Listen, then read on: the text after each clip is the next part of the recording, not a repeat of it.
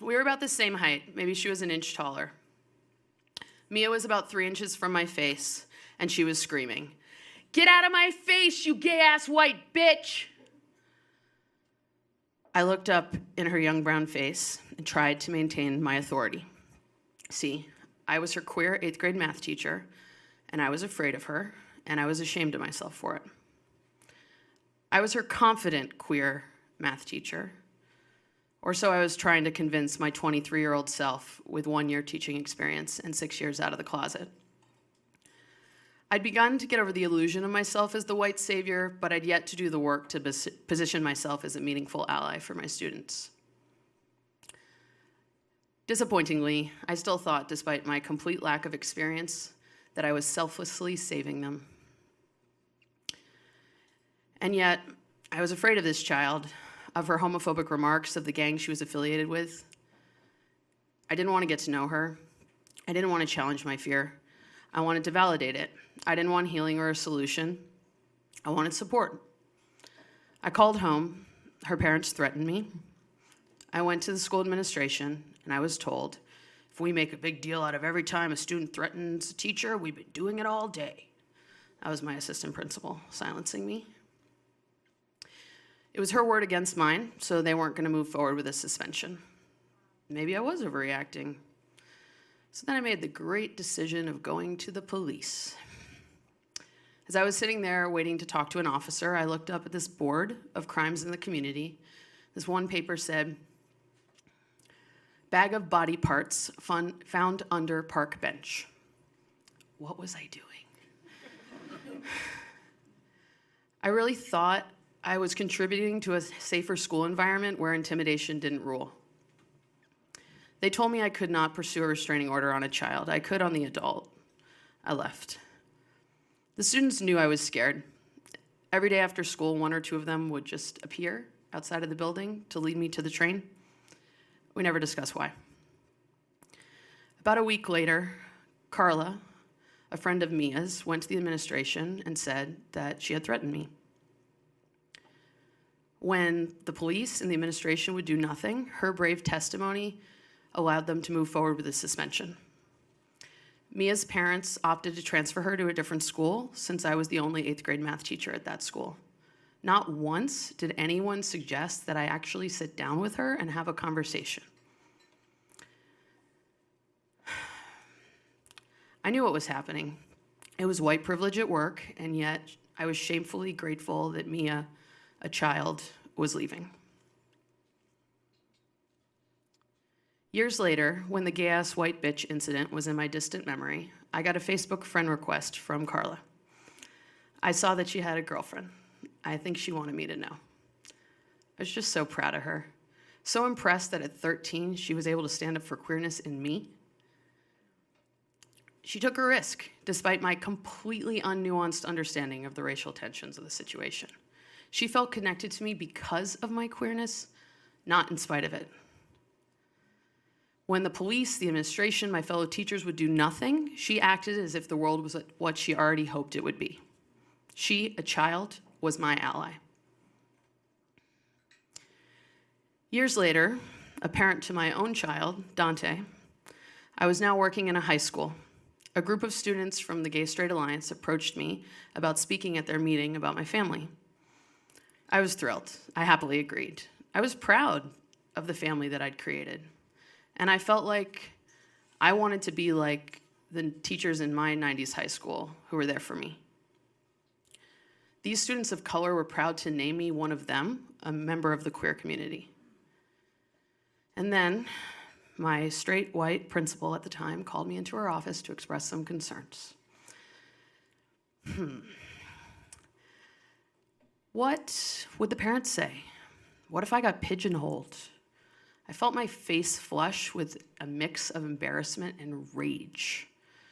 But before I could say anything, she stopped herself and she said, "Am I overreacting?" Now, I'm not really known for holding my tongue. And I'd grown in my confidence in my queer self. So I took a deep breath and I said, "I don't mean to offend you, but yes, I think you're overreacting. The DOE regulations protect me. I'm not afraid of the parents. I know how important it is to be visible for these students. They'll ask questions. I'll respond to the appropriate ones. It's gonna be fine. And I smiled, still a little nervous about what she was gonna say. And to her credit, she let me do it. It was wonderful. The kids asked great questions. They fawned over my child, Dante. It was wonderful. I felt like I was repaying the gift given to me by my queer role models in high school. And yet I was conscious of my privilege. My whiteness, my financial security, my access to healthcare, those are all part of my journey. How would my students overcome these challenges? What can I do to make family planning and family making more accessible to them? A few years later, at the same high school, a 10th grade trans Latina girl named Kay was fighting for her right to use the girls' bathroom. She had had some pushback from school aides. Her parents were semi-supportive, and her plan as of now was to just try to go to the bathroom at home as much as possible. I really thought she had this right in New York City, like that was my understanding. But a group of administrators and teachers decided to sit down and figure out what to do. What if a boy claims trans identity to look at girls in the bathroom? What if this is a phase? What are the parents gonna say? I was acutely aware of being the only gender nonconforming person in the room, and so I knew I had to say something. I took a deep breath, and I said, I just don't see any high school boy risking their fragile masculinity to go in the girls' bathroom.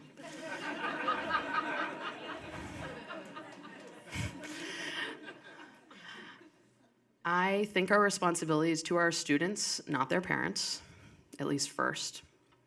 I know this is not a phase. I'm 100% certain that Kay has been working up the nerve for weeks, months, likely years, to ask us for this basic right to go to a bathroom where she feels comfortable. I, for one, want to go home tonight, look myself in the mirror, and know that I did right by a trans girl of color.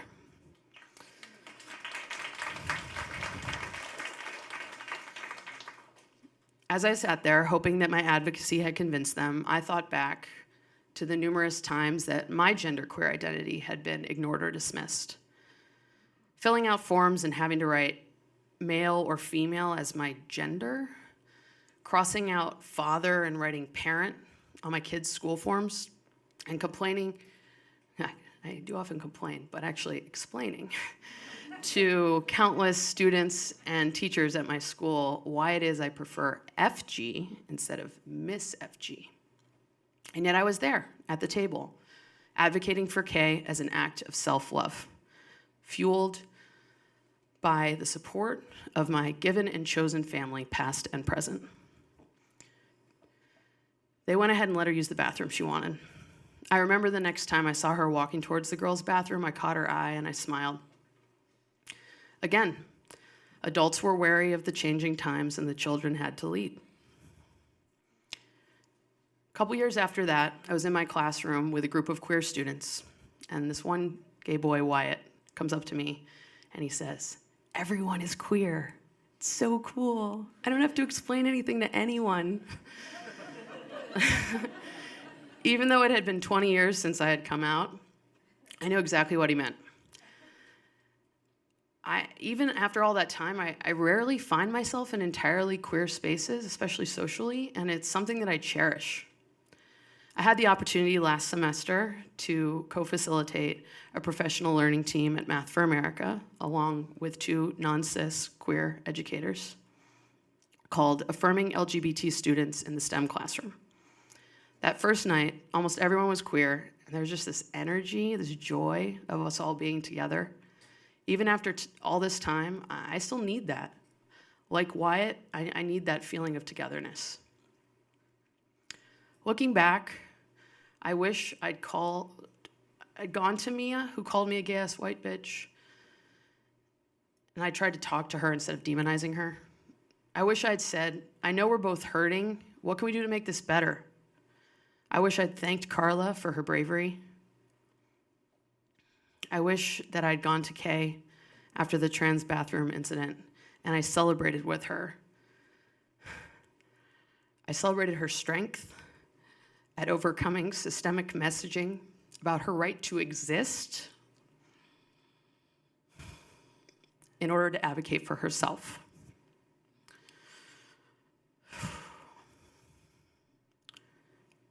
I wish I had thanked Wyatt for reminding me of the joys of being in queer community. I see these kids, Emma Gonzalez, the youth of Parkland, and numerous other students nationwide who get far less press, standing up for their right to safer schools with youthful, raw, and unapologetic power. And I'm inspired. Just recently, a couple of queer students at my school came to me to talk about coalition building with other high schools to create more safe, positive queer environments through restorative justice practices. They had specific goals, plans to make it happen. I need to support these young people, soon to be adults, not control them. What can I do to be more open and accessible to them? What can I do to allow them to lead, to push our ambitions on reimagining the world? Thank you.